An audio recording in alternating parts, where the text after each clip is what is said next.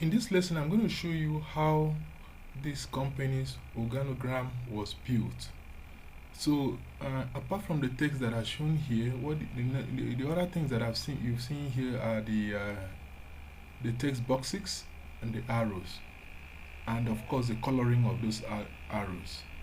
So, if you have a project like this, a student can design this and even further work on this. So, first of all, I will show you how we got the text boxes. Now, if you go to insert menu, under insert menu you have shapes. So under shapes you have different categories. So we have recently used shapes, you have all this, you have lines, you have rectangles, you have basic shapes, basic arrows, equation shapes, flow charts, stars and banners, color. So all this can be brought out. So first of all, let's start with text boxes.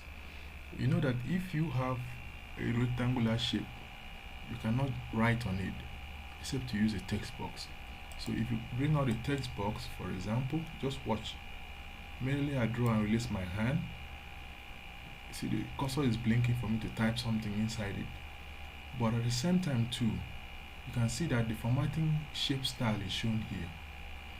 So if I want this color change to whatever, I'll just click on the color. I can click here to see more options.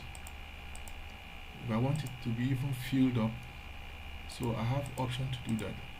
So this formatting style automatically appears as I just finished drawing the text box. Then of course I can write here.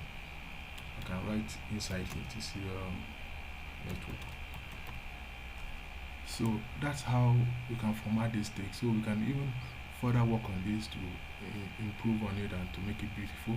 Then the same thing with the arrows. So if I go back again to insert and of course shapes, and I bring in my arrow, so I'm going to use this arrow. I can draw it in the direction that I want. So immediately I release my hand, the styling for the arrow automatically appears. And of course same thing too, I can choose the kind of color that I want for it. So in this way we can